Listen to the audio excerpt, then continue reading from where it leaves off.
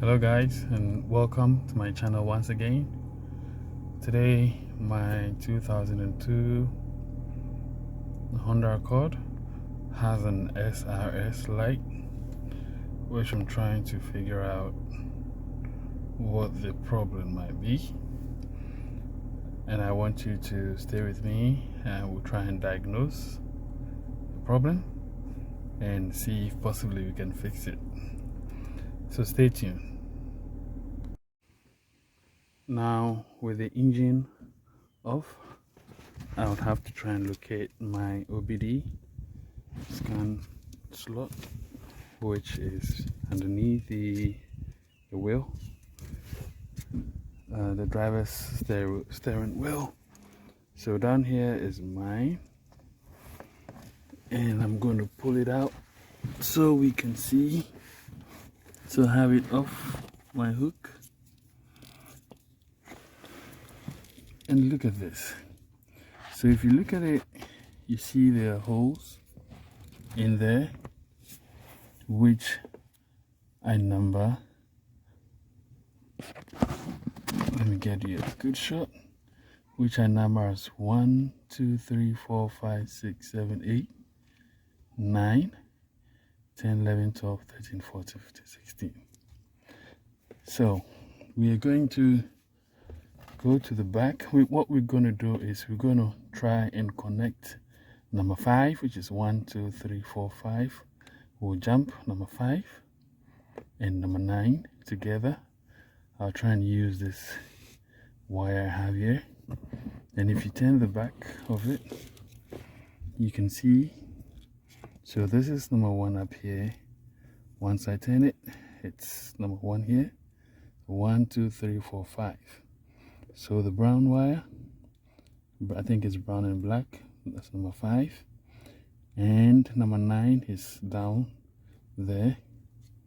So we're going to jump the 5 and 9 with a cable or a clip if you have any, and would see what a code is going to read.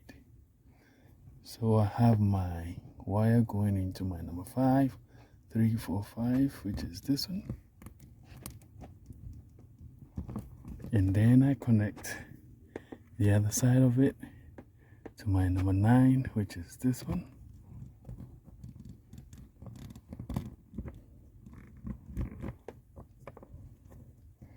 So I have these two connected, and we're going to see, turn on the ignition, and then we'll follow these steps to diagnose what the problem is. So with the wires connected, jumped back there, we're going to turn the ignition on, and what is going to happen is that our SRS light is going to stay on for a while, and then it's going to start to beep with long beeps and short beeps. We're going to count the long beep and short beep that comes in, and then it's going to repeat itself, or it's going to give us additional codes which we're going to write down. But if it repeats itself, it means that's the only code that we have in the system. So right now we're going to turn the ignition to the 2 position. So it's 1, 2 position, and it stays on for a while. Then it goes off. Then we count 1, 2, 3, 4,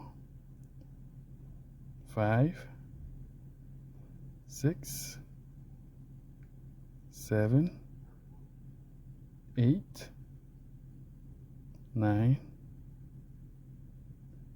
1, 2, 3. So 9 and 3, 1. So that's all that came up, 9 and 3. So which means we have a problem which has a code 9 and 3. We're going to look that up online and see. I go online on my phone and I type in SRS code Honda, and I'm going to scroll and choose this one, Honda SRS airbag, DTC code, and my code was 9 and 3.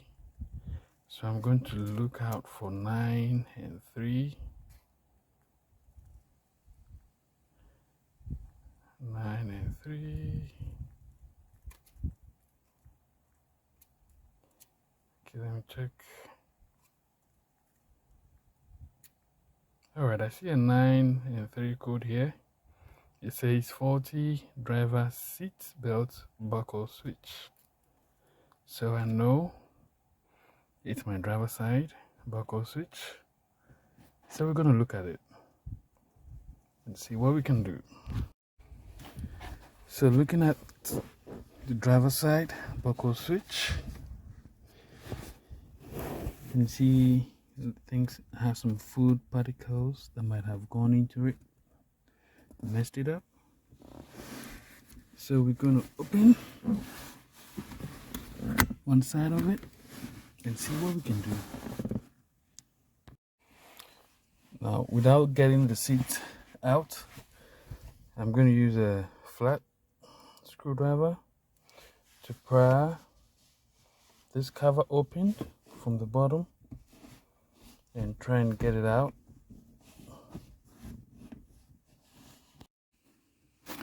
Alright, so getting into this small space to pry this out was a bit hard.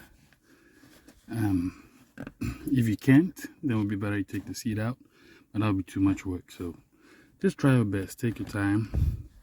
And I had to use this small flat to be able to fit into this small hole so that I could pry each other side out, which I didn't do a very good job of, but I still got it out. And once it's out,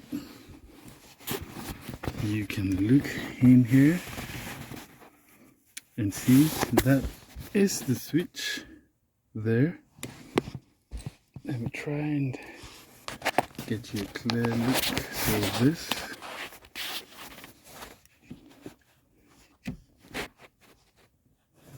that is the switch, and you can see this red pivot here, and that's what, once you buckle, sets this down and press onto that to make the switch set. Now, from what I've learned, if this switch is not working right, once there is an accident, the airbag is going to deploy very slow. But if the switch is working right, it's going to deploy the airbag fast enough because it knows you are buckled in.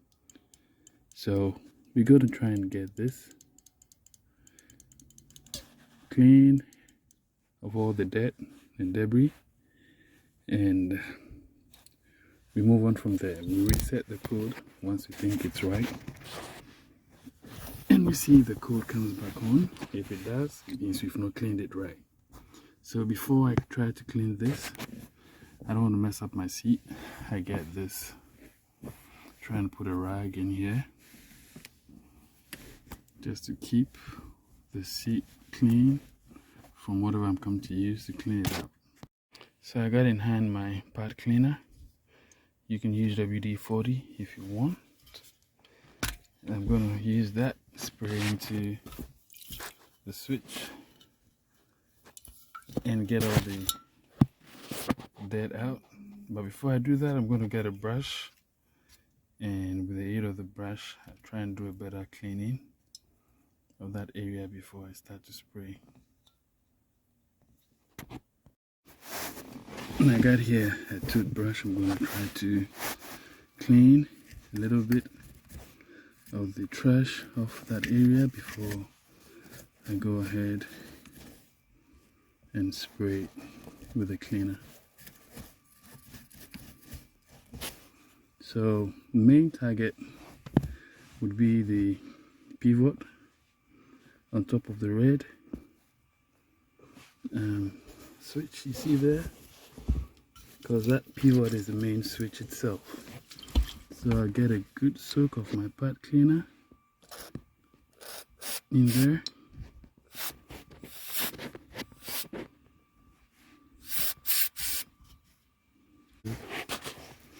brush to clean a little bit of that. And then I work the switch.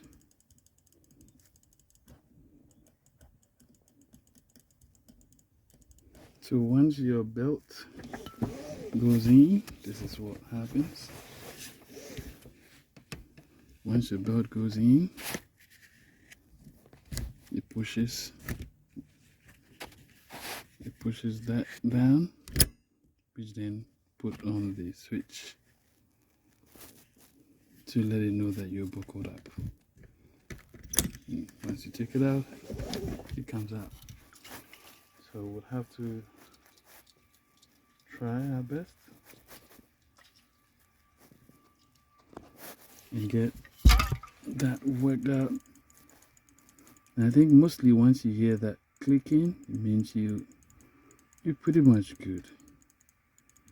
I'll just clean a little bit and take the remaining housing out and clean it out.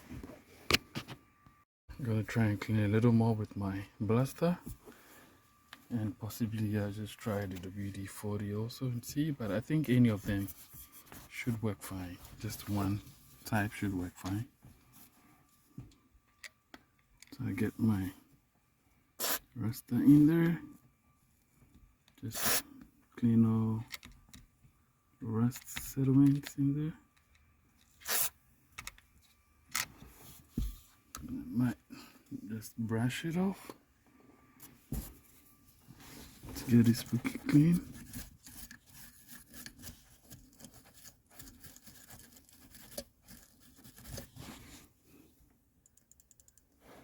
I think my switch is okay.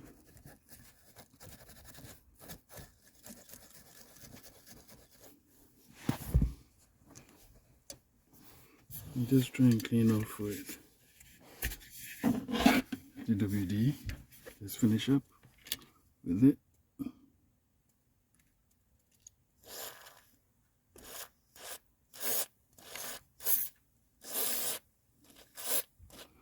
And please make sure you get some eye protection in case there's any spillage. You don't get anything into your eyes. I think this is generous enough and it should work fine, because I can hear the click.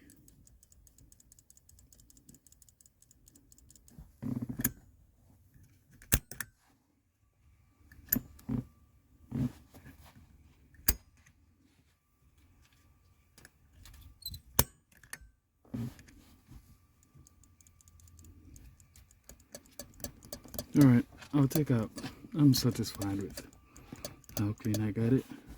I'm going to take out the housing and clean every dent that might be in there, every dent build up that might be in there, and put it back up.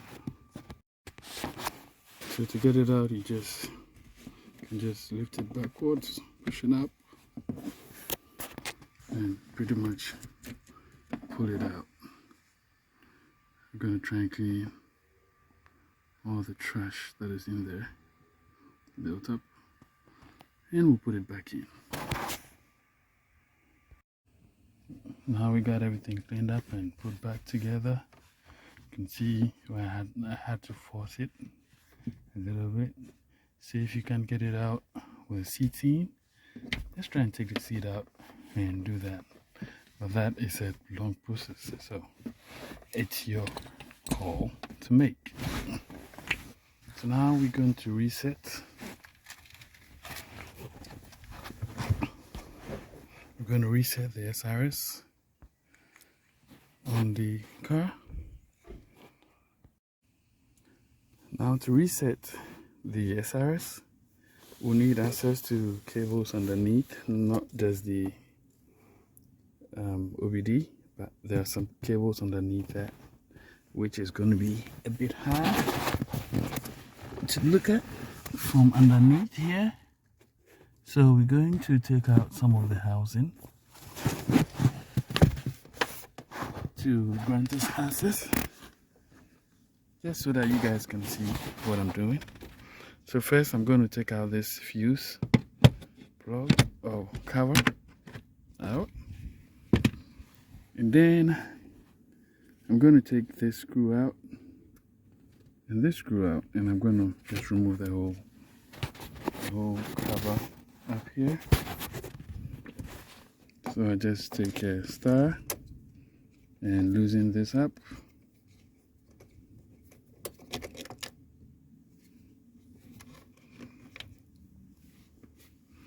And then we take this out.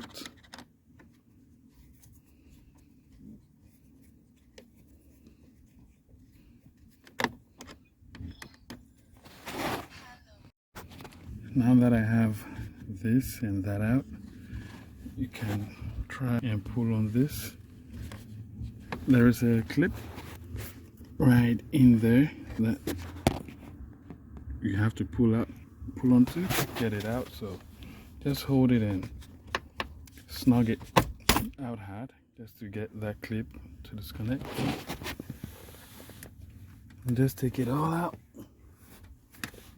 all the way.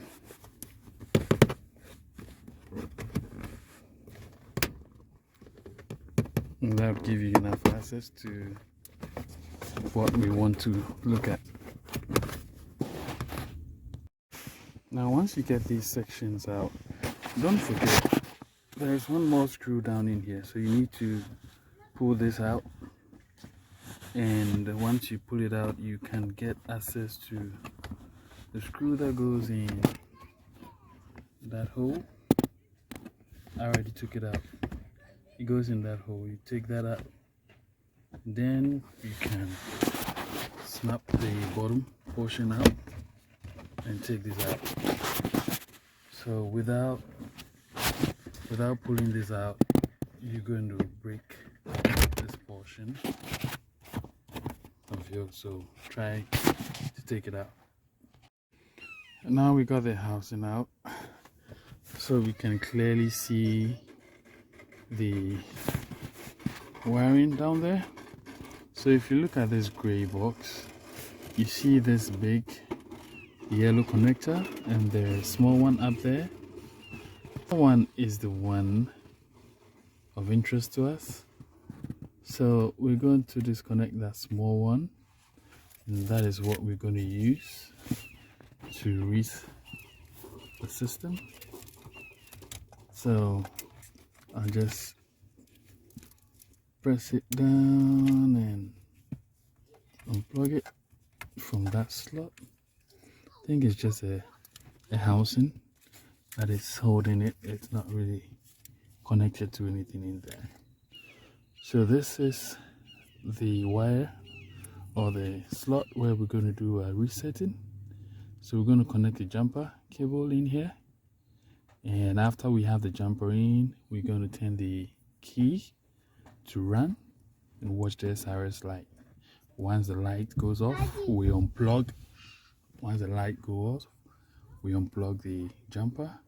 When it comes back on, we plug it back in. If it goes off, we unplug it until we see the SRS light flash, quick flashes. So now I got my jumper wire connected in there. So we're going to turn the ignition to the run position and watch the SRS light to turn on and off. So now we're going to turn the ignition to the run position and watch the SRS light. Once it goes off, we unplug it. Once it comes back on, we plug it. Once it goes off, we unplug it. If it comes back on, alright, so that's the double flash. So I think our SRS light is reset.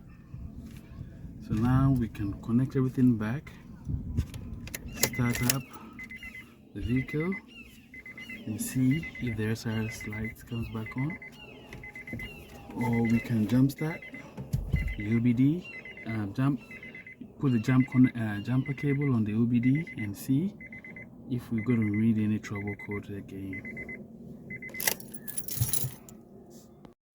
So lastly, to make sure we have the reset done, we have the jumper wire connected to the OBD again, the 5 and the 9, and we're going to put the key in the ignition and put it on run, and look at the SRS light. Gonna see if it's gonna blink. It goes off. Let's see if it blinks. It comes back on. It doesn't blink, so we know we have it reset. So we can take it for a test drive. You see, if it does come back on, we know we still have a problem. We haven't cleaned the seatbelt buckle well, but if it doesn't, then we're good. So thanks for watching, and